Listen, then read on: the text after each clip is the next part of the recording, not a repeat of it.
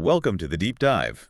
This is where we take a whole stack of sources, articles, research, you name it, and we boil it all down. We pull out the really important nuggets, giving you a shortcut to getting informed. That's the goal. And today, we're doing something a bit different. We're driving deep into a battle.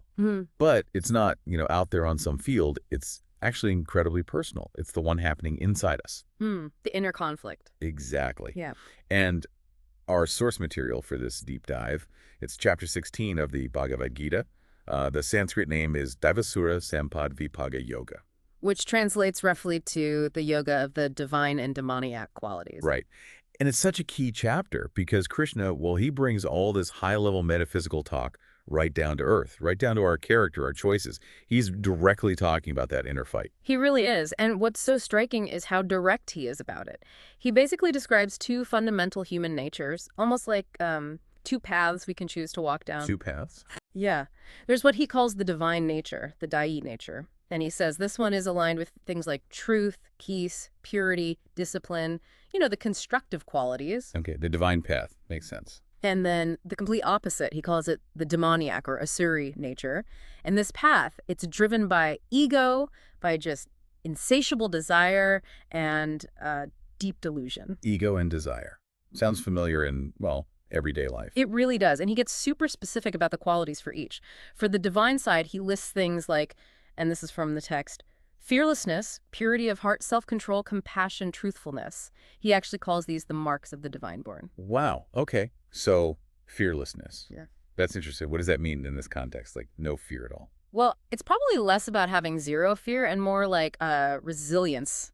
Inner conviction, maybe. Yeah. Facing life's stuff with a certain calm, not being totally thrown off balance by uncertainty. We might call it courage today. Right. Resilience. Yeah. And purity of heart. Yeah. Think genuine intentions. Integrity. Like being straight up, no hidden agendas, maybe connects to what we call emotional intelligence or authenticity now. Okay, so these are definitely qualities we can sort of recognize or at least strive for. Yeah. What about the other side?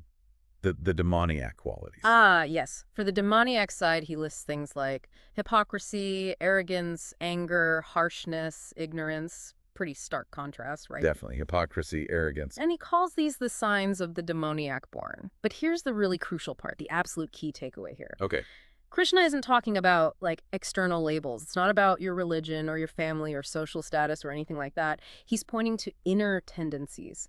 These potentials, these ways of being, exist inside every single one of us. Oh, I see. So it's not a tool for judging other people. Not at all. It's a mirror. It's meant for self-reflection. Look inside yourself. That's a huge distinction. Yeah. Okay, so if we all have both these tendencies playing out inside us constantly, what's the main thing Krishna wants us to think about when we're making choices? Is it just good versus bad?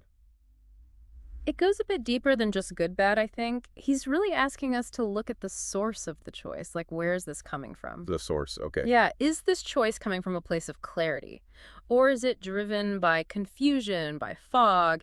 Is it motivated by compassion? Or is it really just craving something? That's the core question. Clarity versus confusion.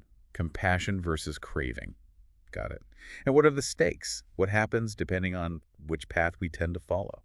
Well, the stakes are pretty high, according to Krishna. He describes the demoniac path as leading straight to ruin. He says people on this path basically believe the world has no truth, no moral order, no God. Wow, that's bleak. It is. He says they're driven by insatiable desire and end up destroying not only themselves but others too. They get caught in this cycle of suffering, trapped. The Gita calls it bondage, being bound by our own desires and attachments. Bondage? Mm-hmm. Okay.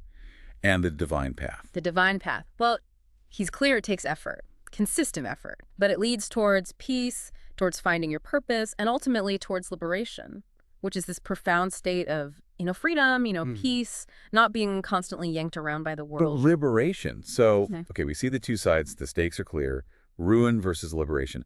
How does Krishna actually help us, win this inner battle? What's the strategy for leaning into the divine side? Right, the practical stuff. Well, if you pull together everything in this chapter, it really does feel like a kind of battle plan for self-discovery, for growth. A battle plan, I like that. And he's not saying you have to be perfect overnight. It's not about some impossible standard. It's really about making better choices more often. Consistency. Like every small choice is a step, a vote for the kind of person you're becoming. So small steps matter a lot. Hugely. And he gives direct advice. Abandon pride, anger, and arrogance. He says, practice humility and purity. And really importantly, follow the path shown by the scriptures, meaning timeless wisdom, and act with devotion. Humility, purity, devotion, and following guidance. Yeah. Okay. How does that translate into, like, 21st century life, my Tuesday afternoon? Great question. It translates directly, actually. Practicing self-awareness instead of just reacting on impulse. Okay, like pausing before hitting send on that angry email. Exactly like that. Or maybe just taking 3 deep breaths before you respond. Or noticing that urge to buy something you don't need and just watching it for a second. Creating that tiny bit of space. That's self-awareness in action. Right, creating space. What else? Choosing truth and discipline over, instant gratification. Maybe that's choosing the healthy meal when the junk food is calling your name. Or sticking to a commitment even when you don't feel like it. Discipline. Yeah. Yeah, that takes work. It does. And maybe the most crucial one, listening to your conscience, that inner voice, that gut feeling about what's right. Listening to it even when nobody else is around, even when it's inconvenient. Even when no one's watching. That's key. Okay, so let's try and wrap this up for everyone listening. What are the absolute must-know takeaways from Chapter 16? Let's distill it. All right. First, we've all got both. Divine and demoniac tendencies. They're not out there in villains and saints. They're right here inside each of us. Absolutely fundamental point, yes. Second, our choices shape us. Not just the big life decisions, but the everyday, seemingly small ways. They're constantly feeding one nature or the other. Which one grows? Depends on us. Couldn't agree more. Daily choices are the battlefield. Third, the payoff. Nurturing the divine stuff. Compassion, truth, self-control leads towards liberation, that inner freedom we talked about. Giving in to the demonic arrogance, anger, desire leads to suffering, to bondage. The consequences are clear. Path A or path B. Fourth, our weapons, our tools for this inner work. Self-discipline, humility, and acting with devotion, with a sense of purpose beyond just ourselves. Those are the key practices Krishna highlights. And finally, fifth, we need guidance. To really grow, we need to listen to that inner wisdom, our conscience, but also look to timeless teachings, like the scriptures Krishna mentions, for a map. Inner compass and outer map, working together. Exactly. So the big message from this whole chapter seems to be, well, we're all kind of walking this tightrope, aren't we? Between the best version of ourselves and the worst. That's a perfect way to put it, a tightrope walk. But the choice, which way we lean, how carefully we walk, that's always ours, like Krishna says, right? Something about the demonic being lost. Yes, he says. The demonic do not know what to do or not do. They are lost in delusion. But then he contrasts it. But the divine follow the path of dharma. Dharma, meaning their righteous duty, their purpose. Exactly, their inherent purpose, aligned with a larger moral order. And by following that path, he says, they reach me. They find that ultimate connection, that liberation. Wow. Okay. That leaves us with a lot to think about. It really does. And maybe here's a final thought for you, the listener, to sort of mull over after this deep dive. Okay, let's hear it. If it's true that our daily choices feed these inner tendencies, what's one simple, consistent action you could commit to starting today? Something small, maybe, but consistent. Something to consciously nourish your divine nature, especially when no one else is watching. One simple, consistent action. That's a powerful, practical challenge. Thank you. You're welcome. And speaking of challenges and paths, for our next deep dive, we're actually going to stick with the Gita and move into chapter 17. Oh, interesting. What's the focus there?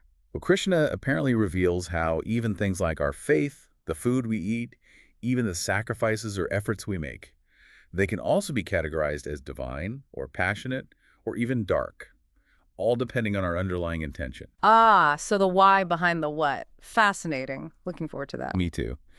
So, until then, as you navigate your own inner world this week, remember Krishna's message from chapter 16. The choice is always yours. Stay alert, stay aware, try to keep choosing the divine within. We'll meet you back here for the next deep dive.